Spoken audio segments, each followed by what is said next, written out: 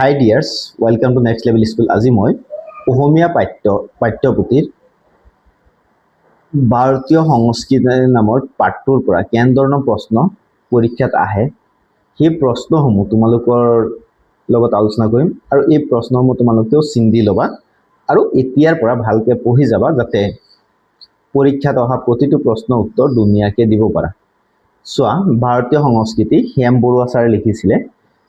ইয়াৰ পৰা কেনে ধৰণৰ প্ৰশ্ন আহে সাধাৰণতে প্ৰথমতে চাই ল'বা এইখিনি চিন দিয়াখিনি।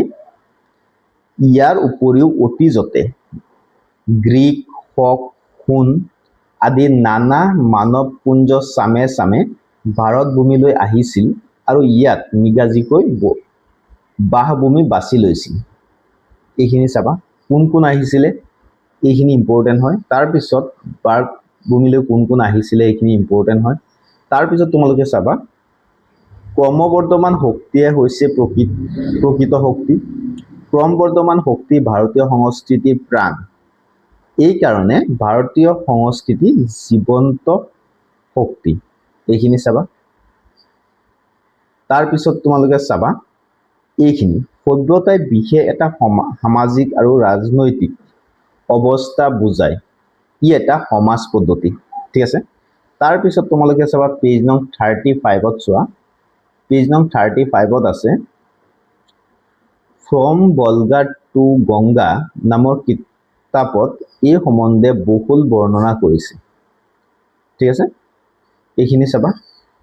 তাৰপিছত তোমালোকে চাবা পেজ নং 36ৰ পৰা ইয়াত আছে মহেঞ্জোদাৰো সাংস্কৃতিক অস্বীকাৰ কৰি নহয়, ইয়াৰ ওপৰত ভিত্তি কৰিহে পাছৰ যুগৰ আৰ্যসকলে নতুন সাংস্কৃতিক জীৱন গঢ়ি তুলিছিল। এইখিনি চাবা। তাৰপিছত ইয়াত পৰা আৰু বিশেষ একো নালাগে। তাৰপিছত তোমালোকে চাবা পেজ নং 37।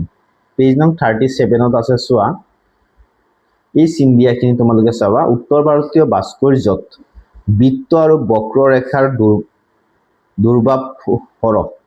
তাৰপিছত গঠন সৰলতা আৰু সূক্ষ্মতা হৈছে ইছলামীয় ভাস্কৰ্যৰ মূল সম্পদ, ঠিক আছে।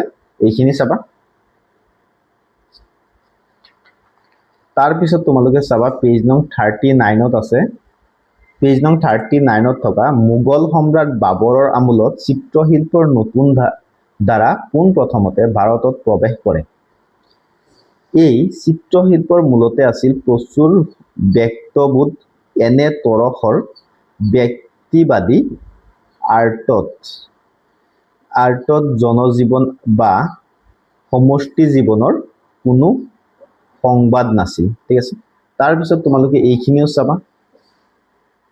এইখিনি চাবা, ইয়াত লিখা আছে এইফালৰ পৰা চাবলৈ গ'লে অনুভূতিক প্ৰসাৰ মোগল আৰু ৰাজপুত আৰ্টৰ প্ৰধান লক্ষণ। এবিধ মূলতে আনন্দাপ্লুত ৰস চঞ্চল, আনবিধ ধীৰ মন্থৰ প্ৰাণ, ঠিক আছে। তাৰপিছত চাবা এইখিনি, এটাৰ উদ্দেশ্য কাৰো আৰ্য আৰু জাক জমকতাৰ সৃষ্টি, আনটোৰ উদ্দেশ্য সংযম আৰু আড়ম্বৰহীনতা। এটাই বাহ্যিক আৰু দৃষ্টিমুখৰ আড়ম্বৰৰ জৰিয়তে প্ৰকাশ বিচাৰে, আনটোৱে আমাক অন্তৰাত্মা স্পৰ্শ কৰি অভিভূত কৰে। প্ৰথমটোৱে প্ৰায়ে বিৰাট পটভূমিৰ অৱতাৰণা কৰে, দ্বিতীয়টোৱে নকৰে। প্ৰথমটোৰ বহিৰ্জাগতিক বিস্তৃতি আছে, দ্বিতীয়টোৰ নাই, ঠিক আছে। এইখিনি তোমালোকে চাবা। তাৰ উপৰিও তোমালোকে চাবা কবি পৰিচয়ৰ পৰা এইখিনি চাবা, চিন্দিয়াখিনি। কবি পৰিচয়ৰ জন্ম তেজপুৰত 1932 চনত তেজপুৰৰ চৰকাৰী হাইস্কুলৰ পৰা প্ৰৱেশিকা, এইবিলাক নালাগে, জন্মটো চাবা। তাৰপিছত বাকী এইখিনি চাই থবা, এইখিনি চাবা। তাৰপিছত তোমালোকে চাবা পেজ নং 43। পেজ নং 43ত চোৱা প্ৰশ্নৱালী বাপ বিষয়ক ভাৰতীয় সংস্কৃতিৰ প্ৰাণ কি, ঠিক আছে। এই প্ৰশ্নটো পঢ়িবা। ফ্ৰম ভলগা টু গংগা কাৰ ৰচনা, এইটো চাবা। from Volga to Ganga কাৰ ৰচনাটো চাবা তাৰ পিছত চাবা তোমালোকে কুৱেশ্যন নং 10 কুৱেশ্যন নং 10ত আছে চোৱা শ্যাম বৰুৱাৰ সাহিত্য চৰ্চা সম্পৰ্কে 25টা মান শব্দৰ ভিতৰত এটি পৰিচয় দিয়া তো চাবা তাৰ পিছত 12 নম্বৰ প্ৰশ্নটো চাবা ভাৰতীয় সংস্কৃতি এক বিৰাট সমন্বয়ৰ বস্তু এই কথাৰ কিমান দূৰ যুক্তিপূৰ্ণ ভাৰতীয় সংস্কৃতি পাঠ্যৰ আধাৰত বিচাৰ কৰা ঠিক আছে তাৰ পিছত তোমালোকে চাবা কুৱেশ্যন নং